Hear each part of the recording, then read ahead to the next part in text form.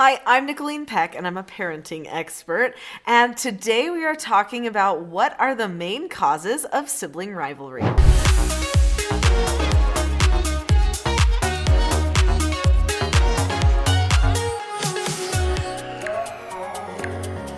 In this video, I'm going to talk about my childhood and some of the sibling rivalry experiences that I had, and then talk about what we didn't know when I was a child that I do know now, which has made a world of difference for my children. In fact, my children are the best of friends, which is something I always wanted them to be. I always told them that they needed to be best of friends with each other. But without the skills that we've had for communication, I'm not sure it would have been possible, even though it was something I really hoped for. When I was a child, I was the second of 5 children. Me and my older brother often had territory battles. In fact, my mother would leave the house and she would say, "Okay, both of you are in charge." That was a really bad thing to say because you don't put two very strong-willed people in charge and think that they're going to share that in a really mature, good way, especially when they're children. No, it was always the arguments as soon as my parents left the house. Then my brother and I would start arguing over who was more in charge than the other person. And it would sometimes get to us even hitting each other or doing mean things, saying mean things to each other. And as soon as one problem happened, we were always fighting to be the one who got to be in charge, to tell the person what kind of a negative punishment that they would earn. This was definitely not good for relationships with each other or for relationships with the other children. Now, this isn't to say that my parents were trying to do anything bad. They didn't know all this stuff was happening at home. They probably wondered why we teased each other and were so mean and unkind all of the time. In fact, there was one point in my life where I remembered thinking as a little girl, we must be like the Herdman family. I don't know if you remember the Herdman family from that old book called The Best Christmas Pageant Ever, but I remember those Herdman kids were always fighting each other and were a little bit wild. Now, we weren't smoking and all kinds of things like that, but we did feel a little wild, and I felt like this can't be what it's supposed to feel like. I remember thinking that as a little girl. Of course, I was always really in tune with relationships, the way people feel, and communication, and how people were communicating and what they were communicating. The only problem is I didn't have the skills of communication that I needed to solve the problem. In fact, there was more than skills I was missing. Let's talk about the things that me and my siblings were all missing that would have made a world of difference. All these things that we were missing are things that I now teach in my parenting course called the Teaching Self-Government Parenting course. The Teaching Self-Government Parenting course is located at teachingselfgovernment.com. The first thing that me and my siblings did not have was a vision. We didn't know who we were supposed to be as brothers and sisters. We were all out for ourselves. There was no family unity. I know my parents wanted there to be family unity. They tried to have fun activities and get us to all get along with each other, but somehow we all kept competing with each other. And it's because we never made a picture of who we were becoming as a family. In the Teaching Self-Government Parenting program, we create visions or pictures of who we're becoming in the future, and then we share those pictures with our children. And there are some key components to making a really great family vision. The next thing that we did not have when I was a child was skills. Some of the skills that I've taught my children that would have been so helpful for us when we were little are these 4 basic skills. So each one of these children's books that you can find on teachingselfgovernment.com teach one of the 4 basic skills. So this one teaches following instructions. This one teaches accepting no answers and criticism. This one teaches disagreeing appropriately. And this one teaches accepting consequences. If we would have known these 4 basic skills, especially accepting no answers and disagreeing appropriately, that would have made a huge difference in all of our sibling relations that we had with each other. We would have been able to respect each other's space. We would have been able to drop the subject and not have to be right all of the time. We would have been able to have disagreements with each other in more mature ways. Instead, we fought it out, and it didn't serve us well. The next thing that we didn't have was trust.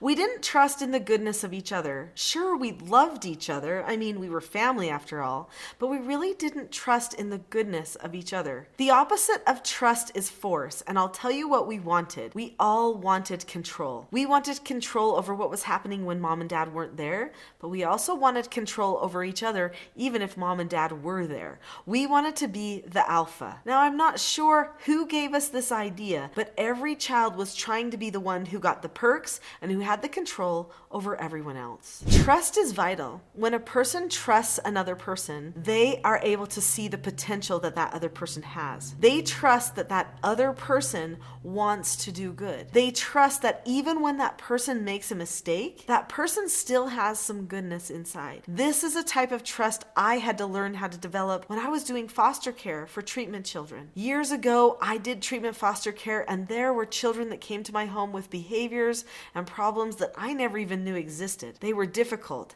In order to not get caught up emotionally in these problems and take them personally, I had to decide that I would focus on their potential and their value instead of upon that one little moment or that one little mistake that they made. We have to trust our children. This teaches them to trust each other. Me and my siblings did not trust in the goodness within each other because we didn't show that part to each other very often. We were so busy being competitive and thinking about how to get what we wanted that we didn't trust that the other person had goodness inside when they were doing the same to us. I want you to think of a person in your life. Maybe it's your child, maybe it's your spouse, maybe it's a friend, maybe it's even yourself. And I want you to ask yourself a question and write it down. Either write it in the comments below or write it on a piece of paper. Do you trust in the goodness in that person? And what do you see in there? When you look in their eyes and you look for their potential, what do you see? What lies there within that person? In fact, pause it and look at them right now if they're nearby. People have goodness inside. There's usually always a spark in there. Something that you can trust can come to the surface if the relationship and the tone in the environment is correct. And that's something we did not give each other credit for when we were children until we got much, much older. You know, here's a sad truth for you. The way that you behave as siblings when you're young usually carries over into the way that you behave when you're adults. Sure, you might get a little bit more mature. You might not take everything as personally, but if you weren't as attached then, you struggle when you're older to be attached. So make sure that as you're teaching your children to have good sibling relationships and to not have sibling rivalry, that you remind them that whatever they treat each other like now potentially could carry over to when they're adults. Of course, teach them to forgive because no one will be perfect. But it does happen that those things leave scars. Part of trusting is having patience. So when a person trusts in the goodness of another person, then they have more patience with them when they make mistakes. We definitely did not have patience with each other, which was why we were trying to control each other all the time. So to teach our children to have patience, they need to learn to serve each other.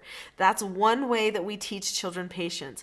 In fact, we should be having our older children serve the younger children all the time. Those children, because they have siblings, have an edge up on people who don't have siblings because they get the opportunity to learn patience and love, long-suffering through service. They get to learn to sacrifice for somebody else. This teaches them more about their own worth and who they are in the family too. Next, I want to talk about skills. Oh, did I already mention skills? Yes, I did. They are that important. I wanted to mention them a second time. We did not have the skills we needed to solve the problems. So these other elements that I'm talking about, like vision, it gives a picture, a feeling for the future. Trust, that's a tone element. Patience, that's a tone element. But it's the skills that allows us to execute communication and to solve our problems together, to keep those tone elements in the right place. Without the skills, all the tone elements fall. So I just have to give one more shout out to skills, something we didn't have, which we absolutely needed. The other thing we did not have that we desperately needed was calmness. We did not understand how to keep ourselves calm and communicate at the same time. We didn't even understand how our brains worked at all. In fact, I've only been learning about how my brain works probably within the last 20 years. So we did not have the understanding of how we worked, our very physiology, and how our feelings compared compared to what was going on within our chemicals in our body. Children need to know how they work in order to find calmness in their communication and connection in their relationships. So, calmness is a vital part of the understanding. I could go on about calmness